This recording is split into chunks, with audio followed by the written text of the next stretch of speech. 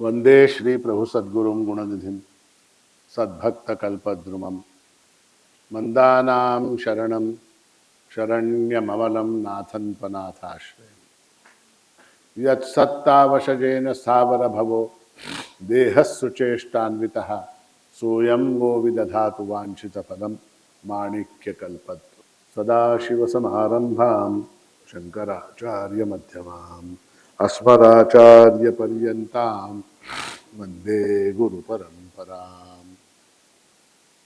इन शब्दों में प्रभु महाराज के चरणों में अनंत कोटि प्रणाम अर्पित करते हुए आज इस अनंत चतुर्दशी के दिन आप सभी सद्भक्तों को संबोधित करते हुए अत्यंत आनंद की अनुभूति हो रही है। पिछले 11 दिनों से संपूर्ण विश्व में गणपति उत्सव की धूम मची हुई है। जहां देखो वहां जो है, हर नगर में, हर ग्राम में, हर चौराहे पर, हर गली में, हर मोहल्ले में गणेश उत्सव बड़े धूमधाम से मनाया जा रहा है।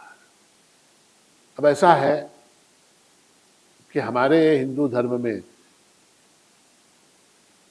कई पर्व, कई उत्सव, कई देवता, कई कार्यक्रम साल भर होते रहते। इतर धर्मों में वैसा नहीं। हमारा धर्म बहुत समृद्ध है, बहुत समृद्ध है। मैं हमेशा बताता हूं कि मान लीजिए किसी के पास एक कार है और किसी के पास 12-14 गाड़ियां हैं, तो समृद्ध कौन हुआ? जिसके पास 12-14 गाड़ियां हैं वो समृद्ध हुआ। जिसके पास एक घर है, दूसरे के पास 25 मकान है, तो समृद्ध कौन हुआ? तो 25 मकान वाला समृद्ध हुआ। तो उसी तरह से हमारा धर्म जो है, अनेक आचार्य हैं, अनेक ग्रंथ हैं, अनेक व्याख्याएं हैं, अनेक देवता हैं, अनेक पर्व हैं, अनेक व्रत हैं, अनेक उत्सव हैं। किंतु आलोचना करने वाले लोग ये कहते हैं कि परमात्मा तो एक है। अब आपने क्या किया? भाद्रपद मास में गणपति का उत्सव मनाते, ठीक है। आश्विन मास में क्या करेंगे? देवी का नवरात्र मनाएंगे। पहले श्रावण मास में क्या किया? भगवान शंकर की आराधना की। चैत्र मास में रामनवमी, गोकुलाष्टमी के दिन कृष्ण भगवान। तो इस तरह से अनेक अनेक अनेक देवता हैं। ये विरोधाभास नहीं है क्या? परमात्मा एक है और इतने इतने इतने इतने रूपों में तुम उसकी उपासना करते हो। हमारे यहाँ तो कहा गया 33 कोटि देवता है, 33 कोटि।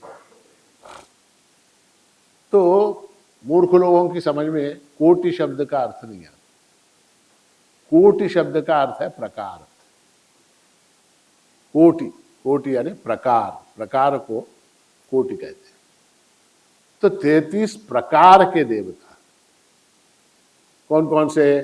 तो 8 वसु, 11 रुद्र, 12 आदित्य, इंद्र और प्रजापति मिला के 33 बनते हैं।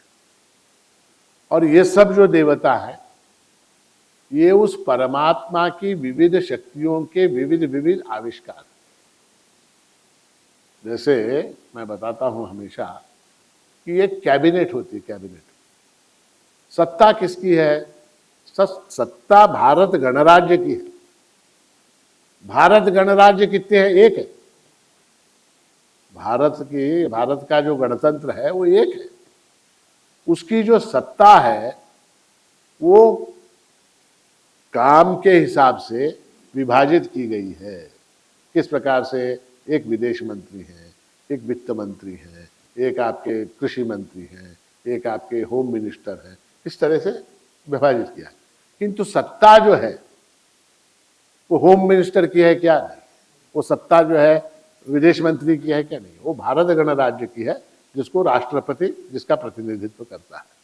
उसी तरह से परमात्मा एक है। परमात्मा एक है, उसके ये विविध रूप हैं। उसकी सत्ता के विविध आविष्कार हैं।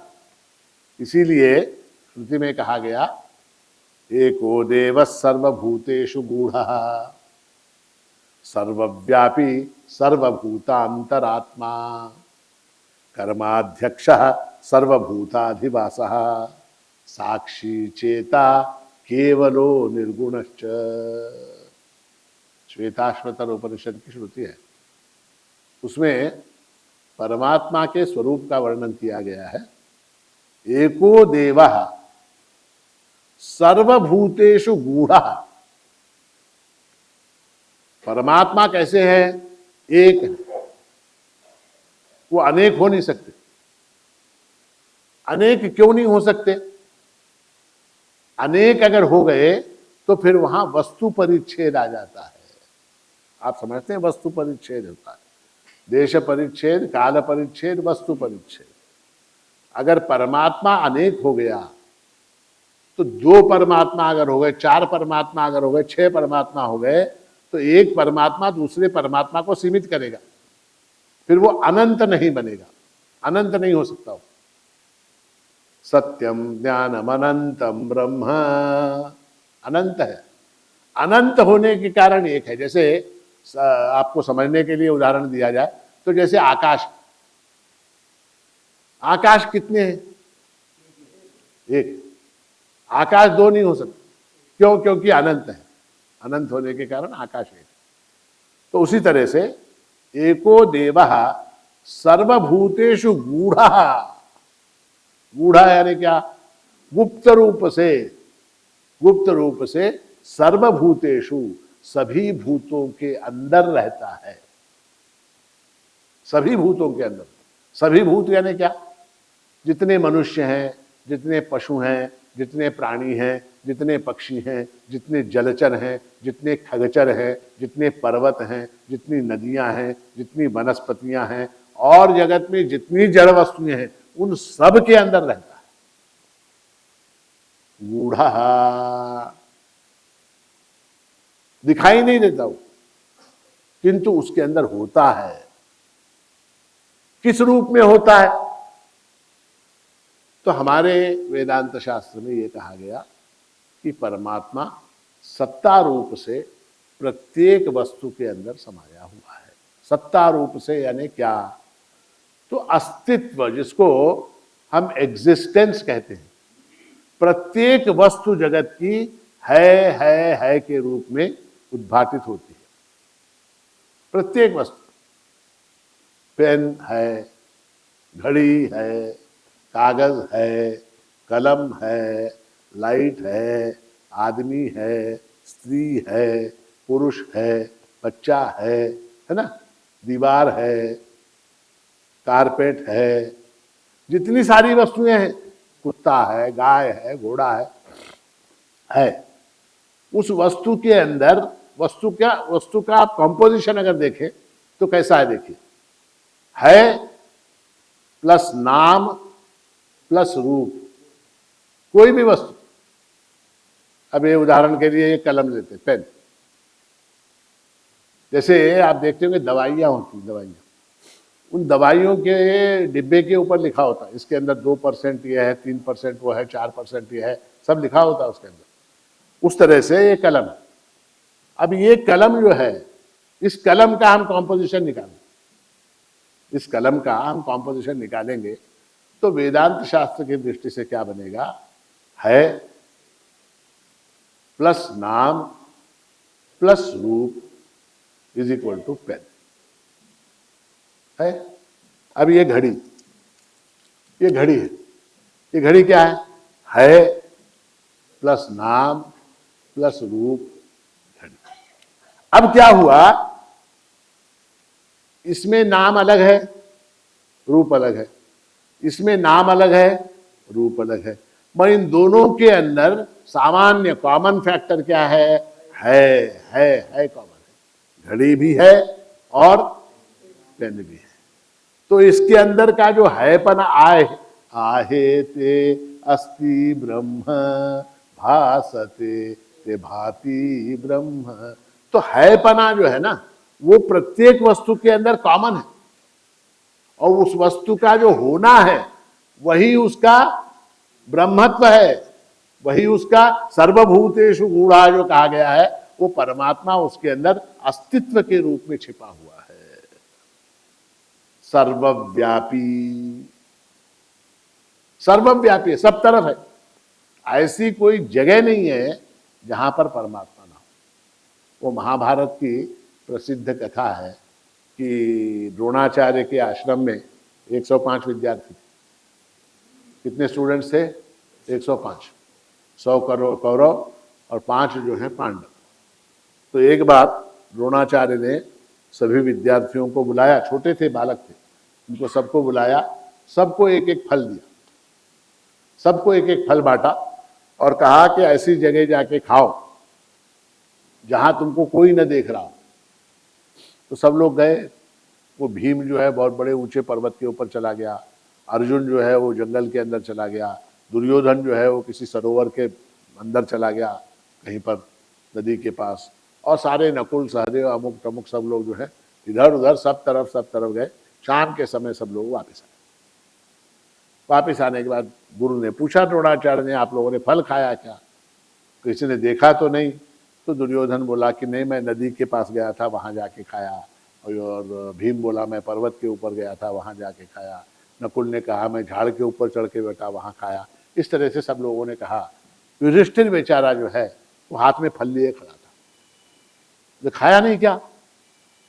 तो युधिष्ठिर ने बोला कि गुरुदेव ऐसा है, मुझे कोई ऐसी जगह नहीं मिली जहाँ कोई न देख रहा हो। मुझे ऐसा आपने जो सिखाया है उसमें ये बताया था कि परमात्मा सर्वभूतेषु गूढ़ा और सर्वव्यापी है। वो परमात्मा तो कम से कम देख ही रहा है, कोई देखे न देखे, परमात्मा देखिए, ऐसा कोई स्थान ही नहीं है जहां परमात्मा ना हो। तो सर्वव्यापी और सर्वभूतांतरात्मा, सभी भूतों के अंतरात्मा के रूप में, उसका कोर एसेंस, जैसे आप हैं, आप हैं, आप हैं, आपके होने में से अगर है हटा दिया जाए तो क्या हो जाएगा? क्या होगा? आप हैं, आप हैं, आपके होने में से है हटा दिया जाए तो क्या हो जाएगा?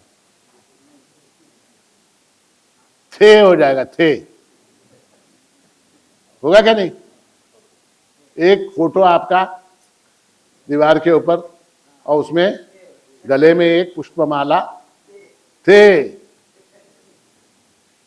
है में से, आपके होने में से है को हटा दिया जाए तो थे हो जाता, थे हो जाता। तो सर्वभूतांतरात्मा, सबके अंतर में रहने वाला, कर्माध्यक्ष, ये जितने कर्म हो रहे हैं हमारे, उनका अध्यक्ष। देखिए शब्द कैसे है स्मृति के, अध्यक्ष का। अच्छा ये बताए, किसी अध्यक्ष कुछ काम करता है क्या? राष्ट्रपति कुछ काम करता है क्या? कुछ नहीं करता। उसके बिना काम हो सकता है क्या? अध्यक्ष जो होता है वो बड़ा पिक्यूलियर रोल है। वो कुछ नहीं करता, वो केवल वो बैठा रहता है। उसकी उपस्थिति मात्र से, उसकी सत्ता से सारे काम होते। इसलिए उस आत्मा को, परमात्मा को कर्माध्यक्ष कहा। सभी कर्मों का अध्यक्ष, सर्वभूताधिवास, सभी भूतों के अंतर में रहने वाला, और सबसे बड़ी बात कही साक्षी। साक्षी यानी क्या? साक्षी यानी देखने वाला, देखने वाला। आपके अंदर रहकर, आपके अंदर रहकर जो आपके मन को, आपकी बुद्धि को, आपके देह को, आपके श्वासों को, आपके कर्मों को, आपके विचारों को, आपकी वृत्तियों को जो देखता है उसका नाम साक्षी। समझ में आई बात? जैसे आप लोग अब क्या कर रहे हैं? आप क्या कर रहे हैं? प्रवचन सुन रहे, प्रवचन सुन रहे। तो जो प्रवचन, मैं प्रवचन सुन रहा हूं, इस बात का जो भान है, इस बात किसी ने देखा होगा ना कि आप प्रवचन सुन रहे हैं, कैसे पता लगा? किसी ने देखा होगा कि आप प्रवचन सुन रहे हैं, तो किसने देखा? उस साक्षी ने देखा। इसका देह, इसका मन, हाँ वो साक्षी ने ये देखा कि इसका देह तो प्रवचन सुन रहा है, किंतु इसका मन जो है भटक रहा है। किसने देखा ये? मुझे पता लगेगा क्या? आप में से किसी को पता लगेगा क्या? क्या नहीं लगेगा। किसको पता लगेगा? साक्षी को पता लगता है। क्या? इसका देह जो है इस समय प्रवचन के हॉल में बैठा हुआ है, किंतु इसका मन जो है वो कहीं और भटक रहा है। ये कौन जानता है? वो साक्षी जानता है। और साक्षी कहां रहता? अंदर ही रहता, मेरे अंदर। साक्षी चेता, और वो कैसा है? वो चैतन्य है, चैतन्य है, और केवल एक है। वो साक्षी चेता केवलो निर्गुणश्च, वो एक है और उसका कोई गुण नहीं। आपके अंदर जो साक्षी है वो काला है क्या गोरा है? अच्छा, गंजा है क्या टकला है? उसको बाल हैं क्या? अगर हैं तो काले हैं कि सफेद हैं? नहीं है, उसका कोई गुण नहीं, उसका कोई गुण नहीं। जो वस्तु अनंत होती है वो निर्गुण होती है, क्योंकि गुण आ गया तो फिर लिमिटेशन आ गया, फिर अनंत नहीं बनेगा वो। तो कहने का तात्पर्य क्या है कि वो परमात्मा एक है, एक है। एको वशी सर्वभूतांतरात्मा एकम रूपम बहुधा यः करोति तमात्मस्थम येन पश्यन्ति धीराः तेषां सुखम शाश्वतम नेतरेषाम्। कठोपनिषद अनेक श्रुतियों में परमात्मा एक है इस बात को सिद्ध किया। एकम रूपम बहुधा यः करोति। परमात्मा की शक्ति ऐसी है कि वो एक रूप होते हुए भी अनेक रूप धारण कर सकता है। जैसे सिनेमा का अभिनेता होता है ना, सिनेमा का अभिनेता जो है वो एक रूप होता है क्या? उसका रूप नहीं बदलता, एक होता। अपने घर में अपने बीवी बच्चों के साथ वो एक रूप ही होता, किंतु जब वो अभिनय करता है तो उस समय जो है एक फिल्म के अंदर वो पुलिस इंस्पेक्टर बनता है, दूसरे फिल्म के अंदर वो क्या डाकू बनता है, तीसरे फिल्म के अंदर वो मिनिस्टर बनता है, चौथे फिल्म के अंदर राजा बनता है, और पांचवें फिल्म के अंदर भिखारी बनता है। तो अब वो भिखारी है, राजा है, पुलिस वाला है, डाकू है, चोर है, क्या है? नहीं, ये सारे जितने रूप हैं ये उसने धरे हैं। उसका वास्तविक स्वरूप क्या है? जो उसका घर में है, जो उसका स्वस्वरूप है, वो उसका वास्तविक स्वरूप है। तो परमात्मा भी जो है, महाराष्ट्र ने क्या कहा?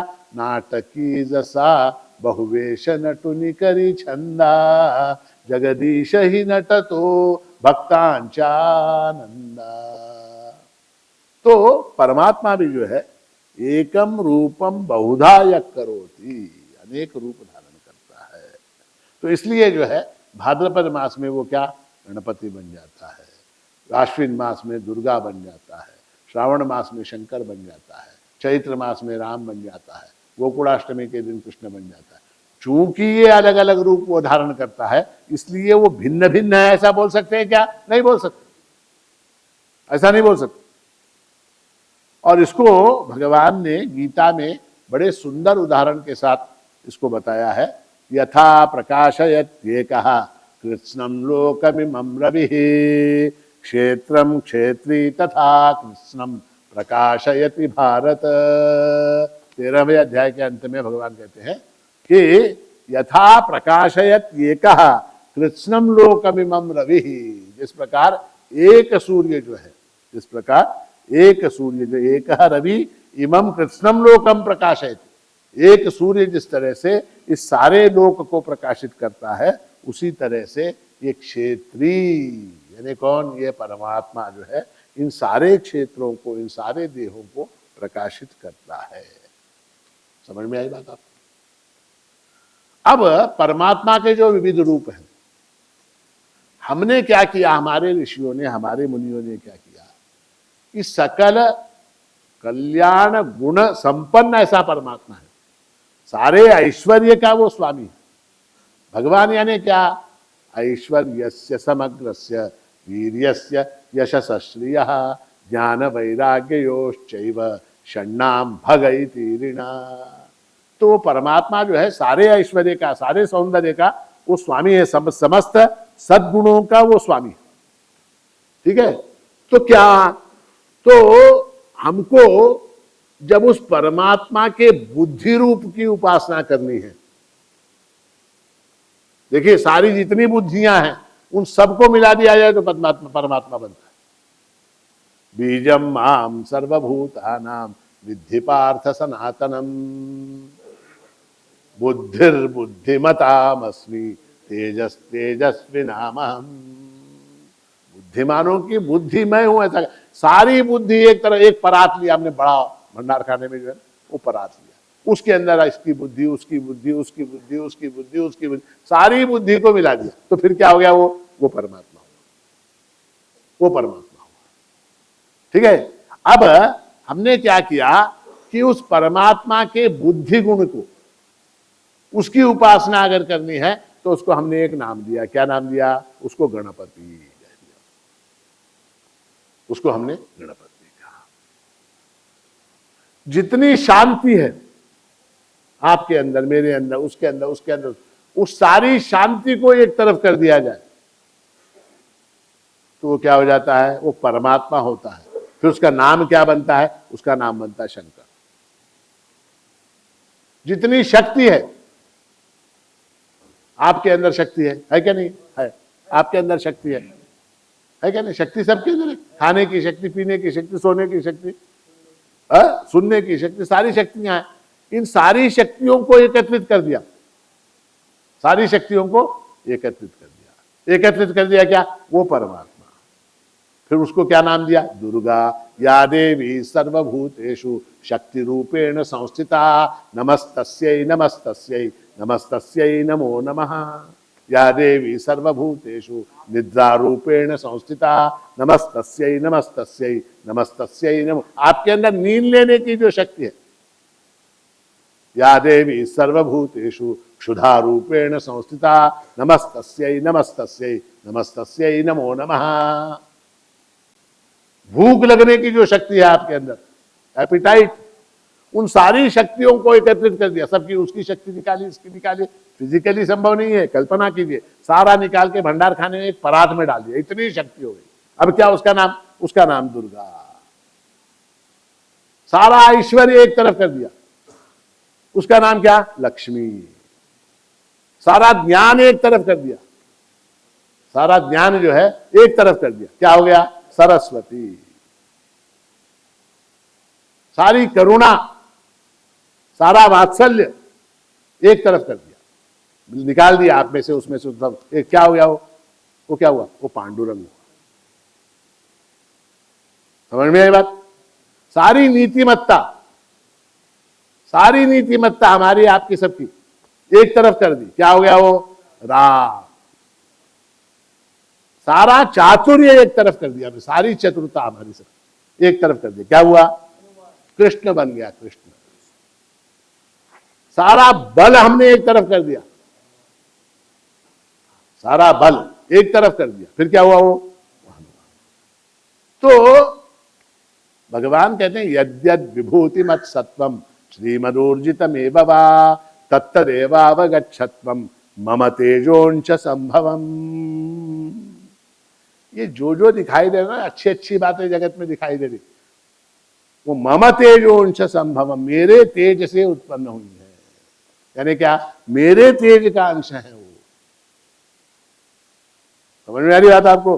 तो इसलिए अब जो है, पहली बात हमने क्या देखी कि हम जो अलग अलग देव, भगवान के जो अलग अलग रूप हैं, उनके अंदर जो भेद बुद्धि रखते हैं, उनके अंदर जो भेद बुद्धि रखते हैं, वो भेद मुक्ति जो है हमारे सनातन वैदिक धर्म के हिसाब से अपराध है, पाप। भेद बुद्धि नहीं है। जो गणपति है वही दुर्गा है, जो दुर्गा है वही राम है, जो कृष्ण है वही राम है, जो राम है वही कृष्ण है। उनके अंदर भेद बुद्धि करना ये अपराध है, ये पाप है। अब हम आते हैं गणपति के रूप के ऊपर। हमारे ऋषियों ने इतनी उदात्त कल्पना की।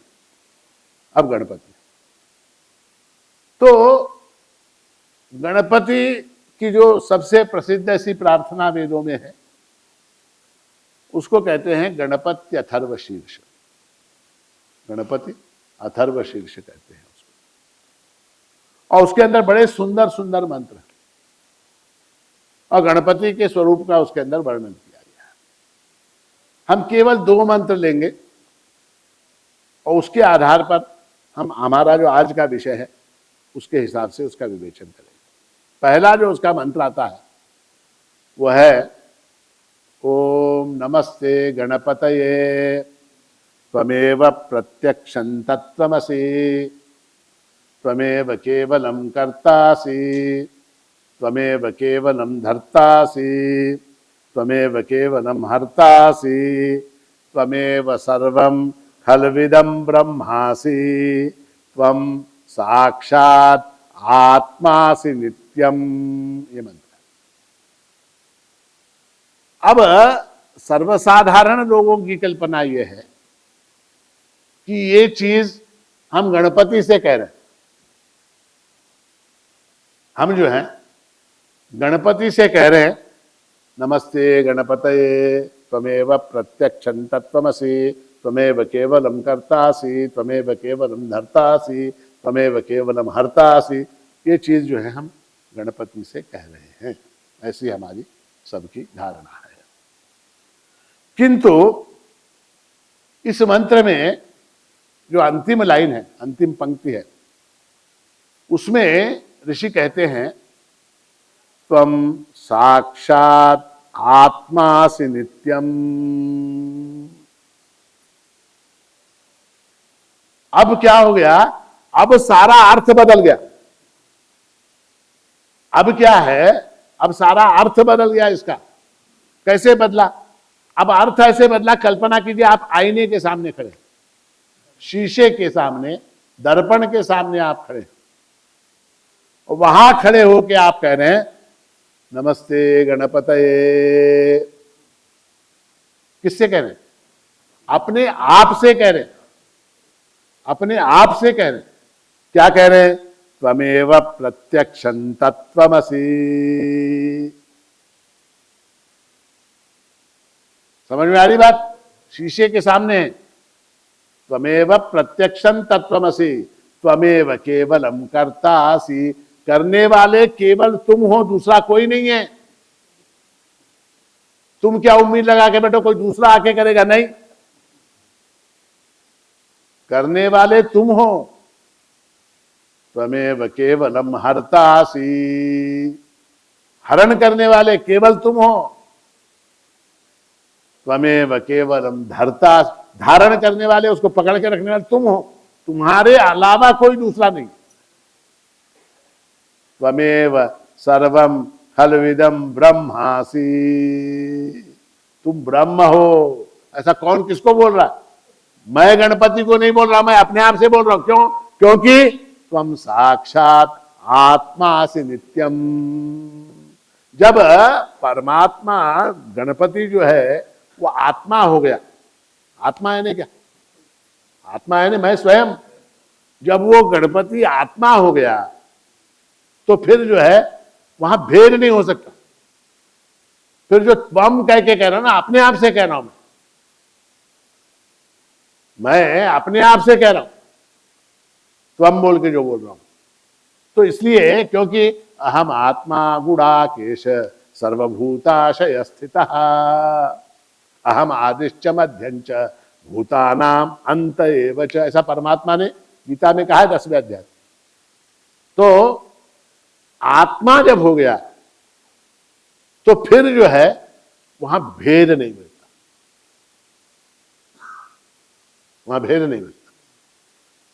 और इसलिए जो है आगे ऋषि कहते हैं त्वम वाङ्मयस्त्वम चिन्मयः, तुम जो है वाङ्मय स्वरूप हो, वाणी के स्वरूप हो, और चिन्मयः ज्ञान स्वरूप हो। कौन? अब अर्थ बदल के देखो, अब अर्थ बदल के देखो, अब गणपति नहीं, वो बेचारा वहां बैठा हुआ है, अब उसको भूलो आप। अब क्या? त्वम वाङ्मयस्त्वम चिन्मयः, त्वम आनंदमयस्त्वम ब्रह्ममयः, तुम आनंदमय हो, आनंदमय हो। यहां थोड़ा सा विचार करने की आवश्यकता है कि हमको सबको सतत जो है दुख की अनुभूति होती रहती है, फिर जो है हम आनंदमय कैसे हैं? ये वेदांत शास्त्र का बहुत मतलब कॉमन क्वेश्चन। ऐसा है कि दुख की अनुभूति किसको होती है? दुख की अनुभूति किसको होती है? दुख की अनुभूति जो है मन को होती है, शरीर को होती है, बुद्धि को होती है। इनको जो है, ये सारे जो इंस्ट्रूमेंट्स हैं, इनको दुख की अनुभूति होती है। मुझको होती है क्या? नहीं। मैं क्या? साक्षी चेता केवलो निर्गुणश्च, मैं जो है उनका साक्षी हूं। इस शरीर को दुख हो रहा है, इस शरीर को भूख लग रही है, ऐसा जानने वाला मैं हूं। और इसको जो है निर्गुण होने के कारण इसको किसी प्रकार का कोई दुख नहीं है। इसलिए कहा त्वम आनंदमयस्त्वम ब्रह्ममयः, त्वम सच्चिदानंदाद्वितीयोऽसि, तुम सच्चिदानंदमय हो और अद्वितीय हो, तुम्हारे अलावा दूसरा नहीं है। तुम्हारा झगड़ा क्या चल रहा है? तुम्हारा झगड़ा ये चल रहा है पड़ोसी के साथ कि ये बीच में की जो जगह है हमारे तुम्हारे घर के अंदर, इसके अंदर जो ये 6 फीट की जगह है, ये तेरी या मेरी, ये झगड़ा चल रहा है। यहां अद्वितीयोऽसि, तुम अद्वितीय हो, दूसरा है ही नहीं, दूसरा वहां है ही नहीं। त्वम प्रत्यक्षम ब्रह्मासि, प्रत्यक्ष ब्रह्म हो, ऐसा कह रहा। देखिए बार बार बोल रहा हूं मैं, वो गणपति से नहीं कह रहे हम ये बात, वो गणपति से नहीं कह रहे हम।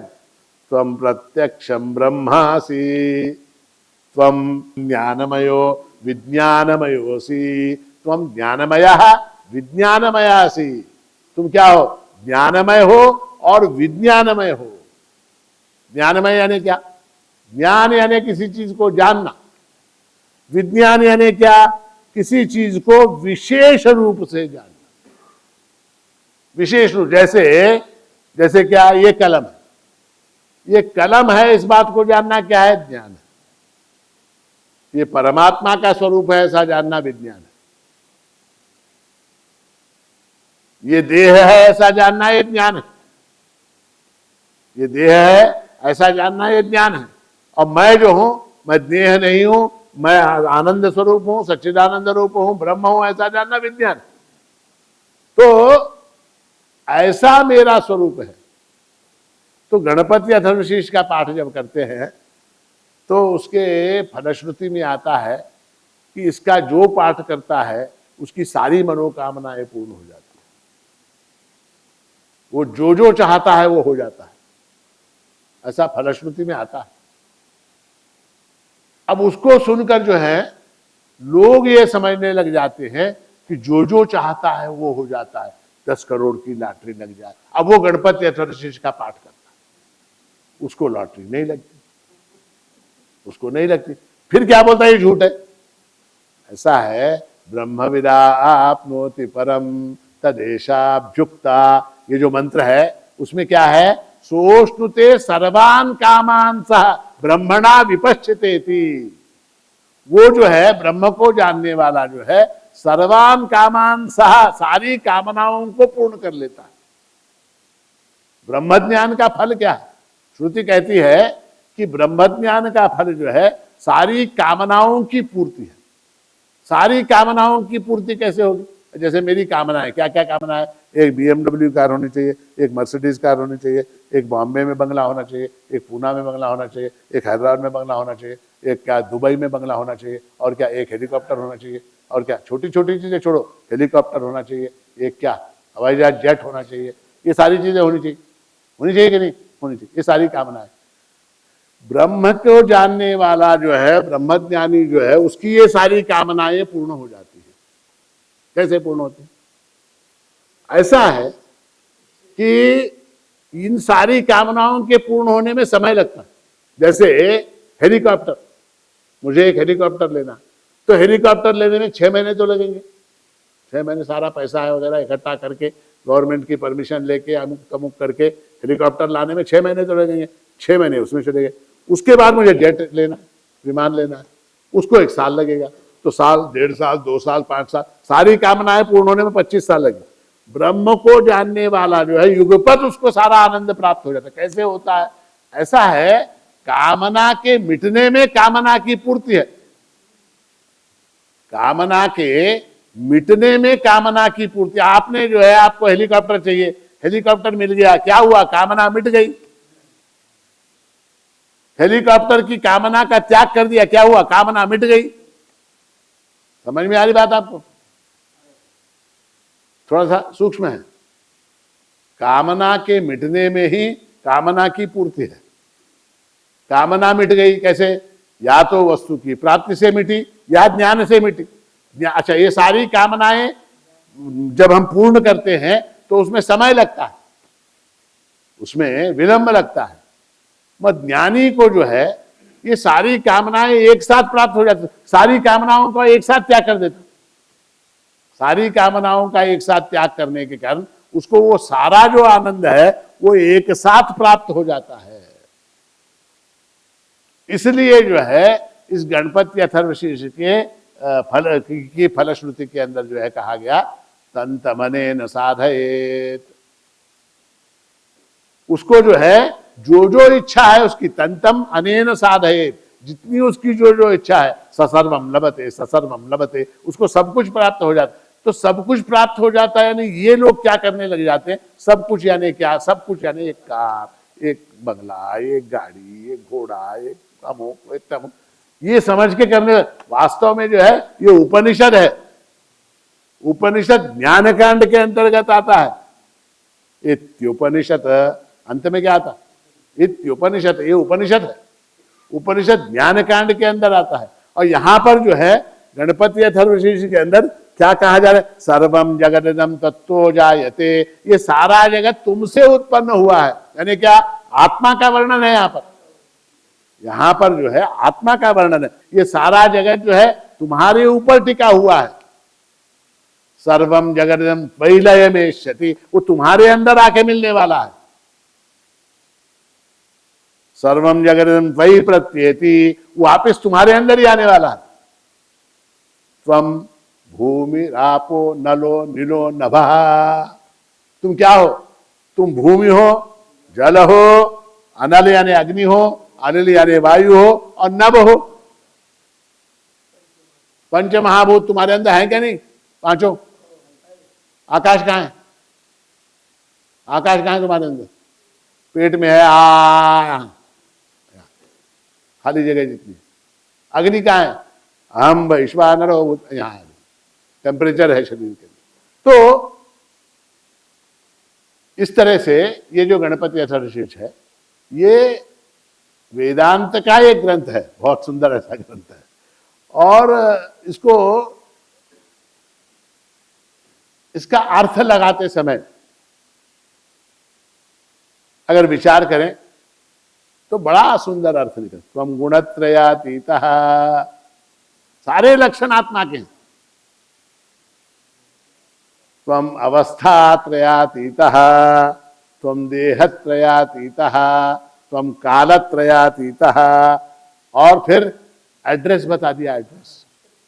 एड्रेस परमात्मा कहा रहता है, त्वम मूलाधार स्थितोसि नित्यम। हमेशा कहां पर? मूलाधार। मूलाधार में जो है तुम स्थित हो, जहां से कुंडलिनी शक्ति उत्पन्न होती, जहां से जागृत होती, जहां से वो शक्ति जो है जागृत होती है, उस मूलाधार के अंदर तुम स्थित हो। और त्वाम योगिनो ध्यायन्ति नित्यम, और योगी लोग तुम्हारा ध्यान करते हैं। और फिर कहा त्वम ब्रह्मा स्वम विष्णु स्वम रुद्र स्वम इंद्र स्वम अग्नि स्वम वायु स्वम सूर्य स्वम चंद्रमा स्वम ब्रह्म भूर्भुव स्वरो। ये रूप किसका है? ये रूप आत्मा का है। तो अगली बार से जब भी आप गणपति अष्टोत्तर का पाठ करें तो ऐसा करें, आईने के सामने खड़े होकर करें, आईने के सामने, शीशे के सामने। त्वम साक्षात आत्मासि नित्यम। तो कहने का मेरा मतलब यह है कि हमारे जो श्रुति मंत्र हैं, हमारे जो उपनिषद हैं, हमारे जो ग्रंथ हैं, उनका अर्थ हमको जो है, यद्यपि भक्ति शास्त्र के हिसाब से भेद की दृष्टि से भी इसके अर्थ लगाए जा सकते हैं, किंतु हमारा जो संप्रदाय है, हमारी जो उपासना पद्धति है, उसके अंदर क्या है? चैतन्य देवा कीर्त प्रार्थना। तो हम जो है उस एक आत्म तत्व को मानने वाले लोग हैं। इसलिए जो है हम हर मंत्र की व्याख्या उसी हिसाब से करते हैं, उसी हिसाब से करते हैं। तो गणपति उत्सव जो है वो आत्मानुसंधान का उत्सव है। गणपति उत्सव ढोल बजाने का उत्सव तो है ही है, गणपति उत्सव नाचने का उत्सव है, गणपति उत्सव गाने का उत्सव है। माना मैंने, उत्सव हमारी जाति, आनंद हमारा धर्म, रविंद्रनाथ ने कहा। वो ठीक है, ढोल बजाया हमने, नाचा हमने, गाया, सब किया, ठीक। किंतु गणपति उत्सव जो है वो आत्मानुसंधान का उत्सव भी है। आत्मा का स्वरूप क्या है? जितना सुंदर वर्णन गणपति अष्टोत्तर में आत्मा का हुआ है, उतना अन्य वेदांत ग्रंथों में देखने को नहीं मिलता, इतने संक्षेप में, इतने छोटे में। तो इसलिए जो है अर्थ करते समय हम जो है इसका उल्टा अर्थ करें। हम ये बात गणपति से नहीं कह रहे, सर्वम जगदिदम तत्तो जायते। उस मिट्टी के मूर्ति से जगत उत्पन्न नहीं हुआ, जगत उत्पन्न हुआ मुझसे। मैं जब तक इस जगत को देखता हूं तब तक ये जगत है। मैंने इस जगत को देखना बंद कर दिया, ये जगत समाप्त हो गया।